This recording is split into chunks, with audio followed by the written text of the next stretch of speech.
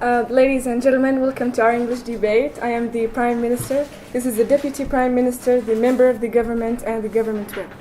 We are with the motion that says this House believes that the rise of right-wing populism will escalate the conflict in the Arab region.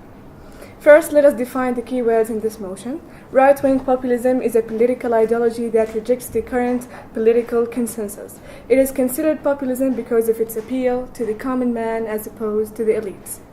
Right-wing parties include conservatives, Christian Democrats, classical liberals, nationalists, and on the far right, racists and fascists. Populism is a political doctrine that proposes that the common people are exploited by a privileged elite.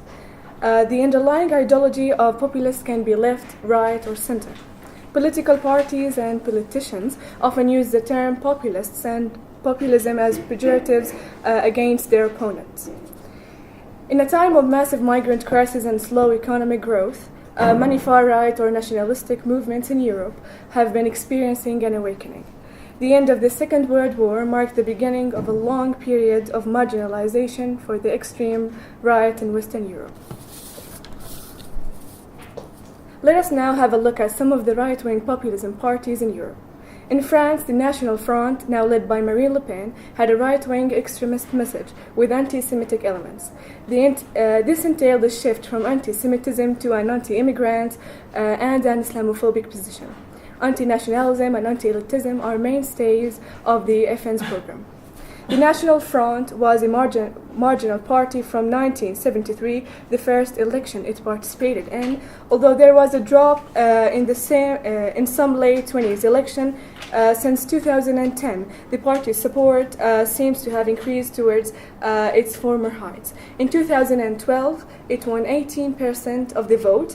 In 2014, it won 25% of the vote, and in 2015, it won 28% of the vote in the European elections. In December 2016, this was the most popular party among French citizens, aged from 18 to 34, according to a consulting poll. Furthermore, Marine Le Pen, according to Le Monde newspaper, today she demanded to stop the Islamic way of slaughtering animals, and this shows how this party is with extremism. In Germany, one of the most tolerant countries in Europe for immigrants, the Alternative for Germany party, which was established only 3 years ago, is enjoying increasing popularity among Germans. The party's policy platform says Islam does not belong to Germany. For a long time, after World War II, many observers thought Germany to be almost immune to successful right-wing extremism and populism. But it turned to be the other way around. In 2013, the Alternative for Germany party, which is a right-wing populism party, was established. In 2014, which is a year after, it won 7 out of 96 German seats in the European elections. In 2016, this party won 6 out of 15 parliament seats. And this is a clear evidence that this party is gaining power and rising increasingly. The Alternative for Germany party was established in 2013 as a reaction to the Euro crisis. Under the new leadership, it has increased its right-wing populist message, adopting much of the language of anti-establishment, anti-Islam, anti-media, and anti-immigration, in addition to the traditional Euroscepticism. All of these far-right wing parties are affecting our Arab region negatively. We have some terrorist groups contributing in the conflict, like for example ISIS, such a group with huge powers, fully equipped to fight a long-lasting war, from weapons, from money, from any other equipments. Haven't you wondered how these groups are funded? Some of you may ask, is there any correlation between the rise of the ISIS and the rise of the right-wing groups? And the answer would be simply yes. It's an action and a reaction. When there is ISIS, then the right-wing will use this situation to gain more power by attacking ISIS and anything related to it. They start to feed Islamophobia, while the others are talking about peace and solutions. And this will lead to escalating the conflicts in the Arab region. Thank you.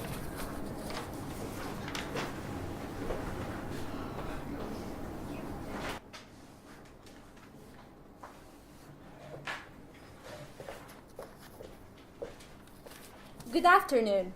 We are delighted to come here to debate and argue about a motion which is: this House believes that the rise of the right-wing populism will escalate the conflict in the Arab region. And we are, as the opposition team, we came here to argue about that, and we have enough arguments to convince you the opposite. Firstly, I would like to introduce you to the opposition team, which is Ghali Hathamle, the leader of the opposition, and my colleague Marah Majali, the deputy of the leader of the opposition, and Hazem, the opposition member, and Ahmed is the opposition whip. I would like to thank the government team for the ideas and the arguments that the Prime Minister came up with. But I want to refute so many points. Firstly, you talked so much about the history and the definition of the right-wing populism, and you didn't give me a real argument to argue and refute it about. Then, by the way, Marine Le Pen left the right-wing populism yesterday to continue the parliament and the play of the parliament. And you talked about Islam, and we're not here to talk about Islam. We are talking about that the right-wing populism will affect the Arab region, and Arab region it contains Muslims, Christians, and other religions. So I think that you have to go and review your point of view over and over again. So now, what is the right-wing populism? Well, it's a political ideology that rejects the current political consensus. Its format is rooted in hatred and differences. It fears the foreigners. Is not compatible with a pluralist conceptions of democracy in the 21st century. Well, the main goal of the right-wing populism is to forbid immigrants and refugees to enter their own world, to enter their own countries. But they think that by that way they can solve the terrorism actions. But come on, refugees and immigrants have been long time ago, and they support and build the economy, and they enforce the many human power in such as Mohammed Fayed, the owner of Harrods. The European Union Commissioner for Digital Economy, Oettinger, said, Europe should invest nearly $800 billion in digital infrastructure. Oettinger urged his Austrian compatriots to reject populists views that could discourage technology experts from migrating to Europe to help promote development. He called on European universities to attract foreign pioneers in the information sector. We must summon our European strength in universities and industry, otherwise our 28 member will not be strong enough to compete with the Silicon Valley and the China. To what the president of the commissioner warned and supported by the old continent of economic and demographic decline, the Europeans now account for only 7% of the world population, and this figure will fall to 4% by the end of the century. A study prepared by the European Union Specialized Offices recently revealed that Europe needs to bring 90 million immigrants from outside the European countries in the period to 2055. So, European needs to increase the number of the immigrants to help their demography. And if the right-wing populism reach the power of the power of the opposition, they have to solve their economic problems first. And in my opinion, they have to build a great relationship between them and Arabs, because they really need our fuel, our brain, and even they need our refugees to help their demography. We do believe that the right-wing populism will not take over power simply because European view and evaluate democracy, and they consider their country's democracy as legitimate, and that based on a data set on the European Social Survey covering 29 European countries, in faces that the bloc of Christian democratic parties won 214 seats, but the right-wing populism just 40 6 seats. In my opinion, thank you.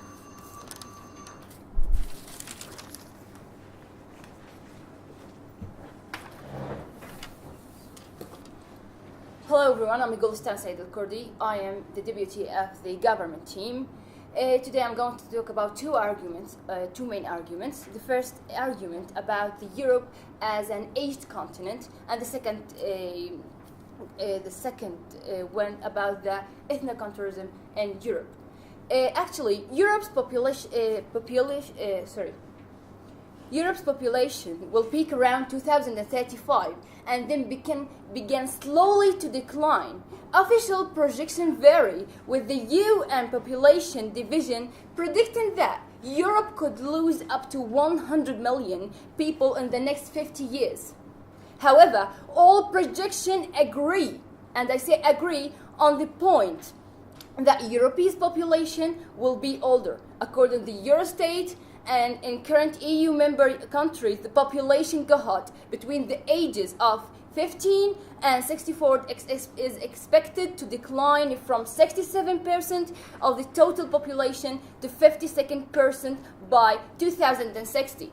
The population group aged 60 and older is expected to grow from 80% to 30% in the same period. The shrinking and the aging of Europe's population will have geopolitical consequences for the continent. First, the new demographic will reduce Europe's political, economic, and military heft in the international affairs. Second, it will create a continent-wide competition for skilled workers, in which there will be clear winners in Northern and Western Europe and losers in the South and East. Finally, the new demographic will change continent's internal balance of power. Therefore, the rise of the right-wing populism in Europe will escalate the conflict in the Arab region in order to attract youth and brains from conflict regions. Although they have spoke about not accepting refugees, but they had, according to IOM and UNHCR estimates, around 1 million migrants and refugees arrived in Europe till 2000 of December 2015, 3 to 4 times more than 2014. And about ethnoculturalism, right-wing populism is a political ideology that rejects the current political consensus and often combines ethnoculturalism, anti-elitism, and laissez-faire. Laissez-faire, which is an economic system in which transactions between private parties and free from government intervention, such as regulation, privilege, and tariffs and subsidies. It is considered populism because of its appeal to the common man, as opposed to the elites. In Europe, right-wing populism is their opposition to immigration, mostly from Islamic world, and in most cases, Euroscepticism. Right-wing populism in the Western world is generally associated with the ideologies such as nationalism, globalization, nativism, protectionism, and opposition to immigration. Despite a number of legal instruments that offers protection against racism and related forms of intolerance, ethnic and religious monitors across the EU continue to face racism, discrimination, verbal and physical violence, and exclusion. So it's so obvious that Europe is a continent with the high levels of racism, and they believe that they are the one and only race. So the rise of the right-wing populism in Europe will escalate the conflicts in the Arab region in order to elect their races only. Thank you.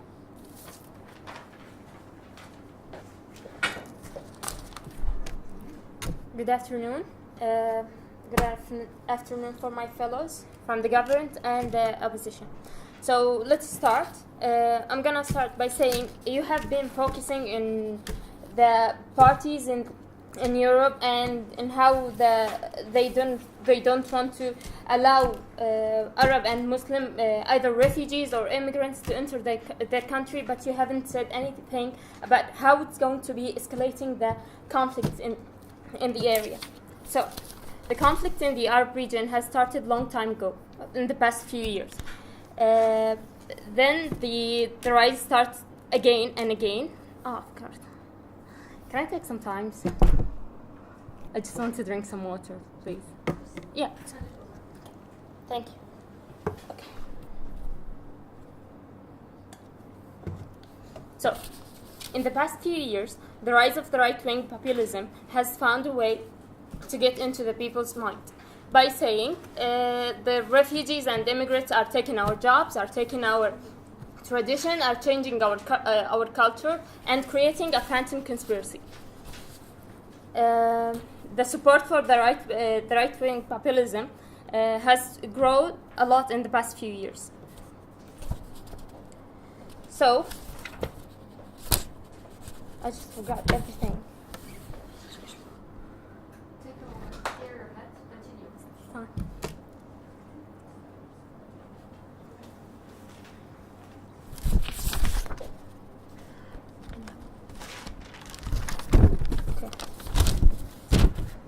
No, just wait. I don't have to read any papers.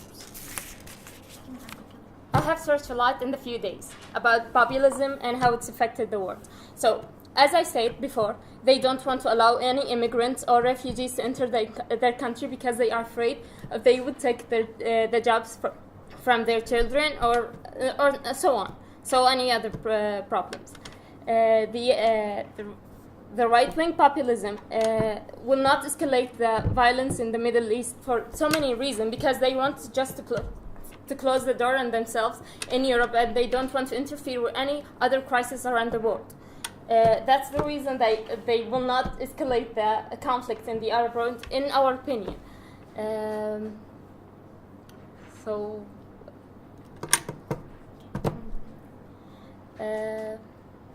you so much.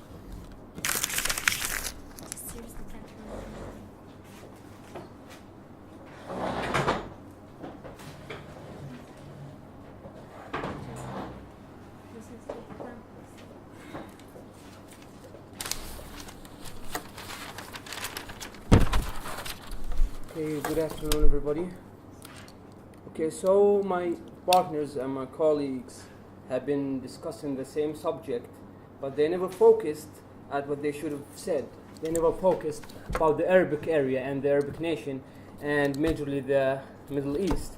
So, what I'm trying to say, that the right party is rising. So what's next? So what's gonna happen in the Arabic world when they get to the top? To answer this question, we have to realize that there is two kinds of conflicts in the Arabic world. The first one is between Arabs, and the other one is between Arabs and other parties, just like Europe or America or other countries. So, how would the right wing increase this conflict, and how would it start new conflicts? This is how. Okay, first of all, they just started their elections, their debates, by focusing at Islamophobia and on the fact that all Muslims are terrorists. Now, my partner here said that we're not here to talk about Islam, but we're here to talk about Middle East and about Europe and the right wing. And if you talk about these subjects, you must talk about Islam. I mean, it's their main concern, Islam and Europe. Okay, first of all, I don't care about immigration, to be honest. I don't care about them kicking out all Muslims or Arabs from Europe. I don't care about that. I care about Arabs who live in the Middle East in peace, not saying anything, not doing anything, being affected by people in Europe. Okay, this is how. First of all, they're asking the Arab nation to stop giving financial support to countries like Jordan, like Lebanon, who's hosting refugees from Syria and other countries, which are going to lead to economic problems, which are going to lead to more poverty and then more problems for Arabs. The second thing, they started their political active movement by supporting different countries, which is sometimes Shia, sometimes they support on Sunni. So they're making another internal conflict between Sunni and Shia. Sometimes they start supporting Iran, and sometimes they start supporting Turkey. And that's led to hatred between Arabs themselves, then Arabs and European people. We have to keep in mind that this kind of political groups just focuses on race and only race. They're asking Arabs to stop being terrorists, and they're treating Arabs like all of them are ISIS. They're telling people to stop coming for their country, but they would never stop participating in wars that happens in the Middle East. So, the fact that the right political wing is becoming more like the Nazi, they become the new Nazis of this era. They are trying to make Muslims look like, or they treating them like they are African American, like in the past 100 years. They're making them look cruel, look like animals. It's just so bad that Arabs become so disappointed, and so they have this hatred toward European because of the thing that they keep saying over TV and over news about Arabs, and how come all Arabs are just big terrorists. The leader of opposition just said it's not about Islam. Well, one more time, I have to emphasize that it is about Islam, it is about Arab, it is about being Arabic, and it is about being Muslim. And the reason for that is we're talking about the Middle East, and the Middle East is full with Muslims and Arabs. They are the majority, so it is about Islam and it is about majorities.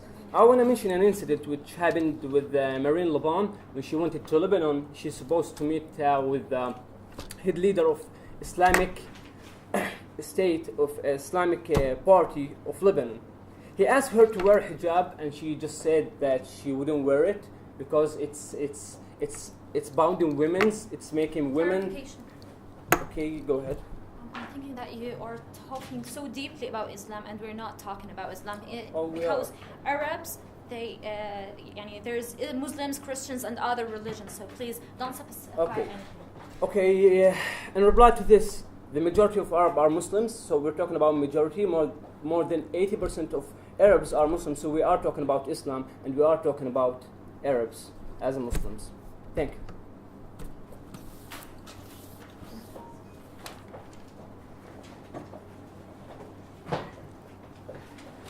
Hello, I'm Hazem Karov. I'm the member of the opposition.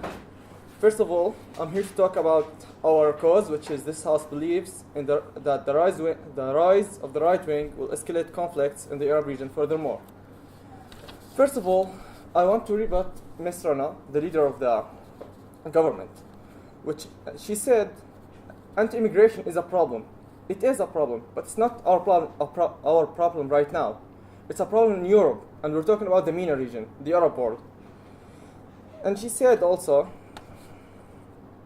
that ISIS is the far right, and that couldn't be wrong anymore. ISIS is merely terrorists. It's supported by many different sides. It's supported by America, by Russia, and by whomever it pleases.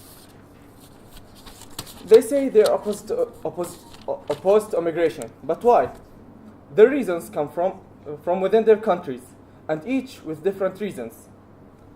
Some countries fear terrorism, and can we blame them? I mean, ISIS is in Syria and in Iraq. Others have economic issues, and they can't afford to take care of terrorists. Greece can't take immigrants. Greece can't help them. And some fear the disease is carried through them. But that's not our topic. The topic comes from a fourth point, which is the fear of damage to the migrants' countries. And that's what's happening right now. With all the doctors and engineers and lawyers and the highly educated people leaving their countries, it's left with only the less educated people, and it's left with no population at all, which furthermore increases it into a battleground, into a battle zone, with nothing stopping the attackers. The cost to rebuild Syria at this moment is $950 billion, and that is the government budget for the last 50 years. Opposing to what the government team are saying, if the right-wing populism rises to power in Europe, it won't escalate It won't escalate fights in the Arab region. In fact, it will help resolve them due to their policy in not interfering with any foreign policies. In the long run, large amount of immigration will weaken the country by decreasing the population, the level of production, and the economic spending. Yeah, of course. Okay, you just said that they will not interfere in the Arab world problems, but as we know, Marine Le Pen is supporting Donald Trump, and right now Donald Trump is interfering in Syria. Like he just did 3 weeks ago. He did order an airstrike in Syria, so how come they don't interfere? Yeah, the right-wing populism, not the right-wing. There's a typical right-wing, and there's a right-wing populism. But still, Marine Le Pen is supportive of Donald Trump. They have the same views. As my partner said, she already left. She already left to continue her parliamentary work. Okay, migrants are accounted for 47% of the increase in the workforce in the United States and 70% in Europe in the past 10 years. We could use all of that manpower to rebuild our countries, and we are losing them to Europe. People are leaving the region. So in fact, what they think is bad for us will help us, even if we don't want to. They will be forced to stay in their countries, and if they're forced to stay here, they will be forced to rebuild it again. Okay, and as the government member said, you said they won't interfere. Then you said they interfere with the Sunni and the Shia and all other parties, which means you are contradicting yourself. Go ahead. Okay, I haven't said that they're not interfering. I'm saying that they are interfering. So you just said they don't, and I'm saying they do. So I'm not. Yeah. Okay. So, but the right-wing populism policies, in fact, are exactly to not interfere with anyone. And in fact, Europe has been really afraid of wars since World War II. This isn't German Nazi anymore. This isn't fascist Italy anymore. And although some people are racist, but racism exists everywhere. We walk in Jordan, and people say racist things. Palestinians say racist things about Jordanians, and so does Jordanians. It doesn't mean to take it on a whole. No time, sorry. Its rise to power will stop European people from joining Allied forces and pumping Syria. It's not about demonstrating power. It's about to stay alone and to not interfere with anyone at all. They need to understand that what the Arab region needs, it's independency from foreign forces, and that's what the right wing brings by default due to its no-interfere policies. Even if that wasn't the purpose, but it comes to serve us well. Thank you.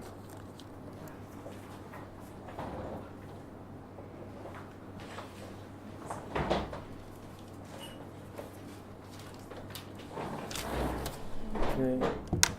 Good evening. I would like to welcome you all. So let's talk about this. The right-wing populism stood on a pedestal of Islamophobia, spreading Islamophobia, talking about Islamic terrorism, and that Muslims are causing lots of trouble in Europe. Okay, we can see how Muslims can cause trouble because they have that hatred for some religiosity or some. This hatred comes from. Sorry, 1 minute.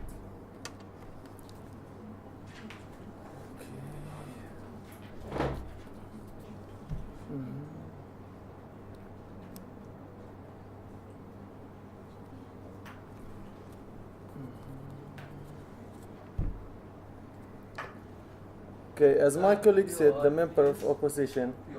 You're saying that we're afraid of religion, but we're not. We're saying it causes terrorism, but we're not afraid of it.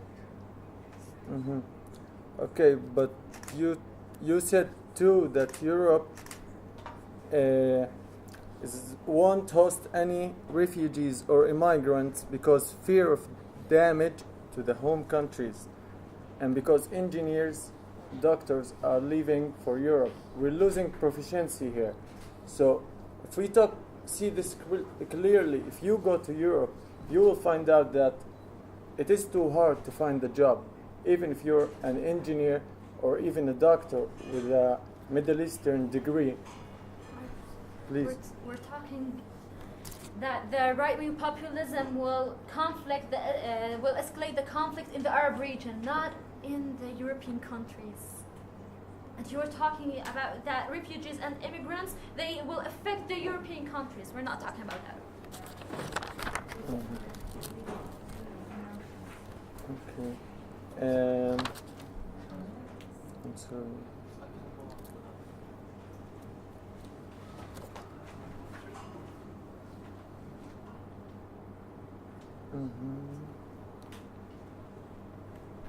Okay, sorry, I wrote some stuff, so I got kind of confused between them.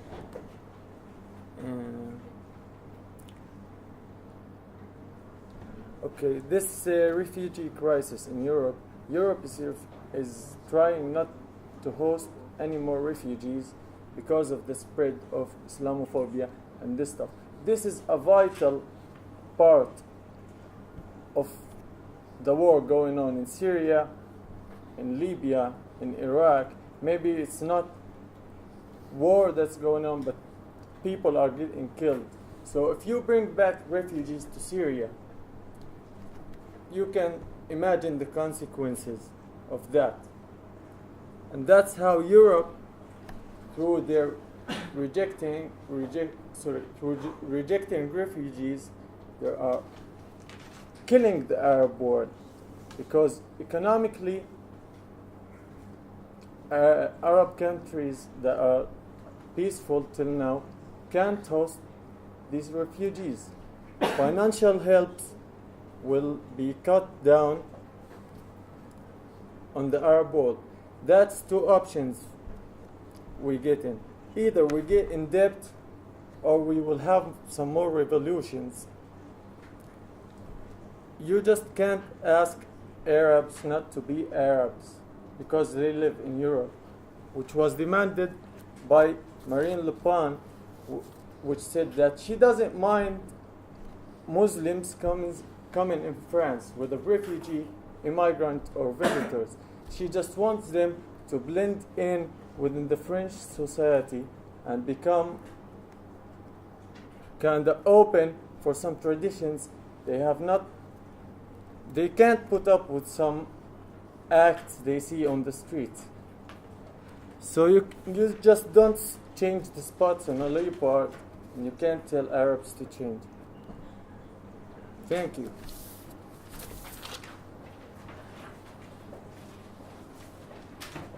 Hello, I'm Hazem, filling for Ahmed as the opposition whip.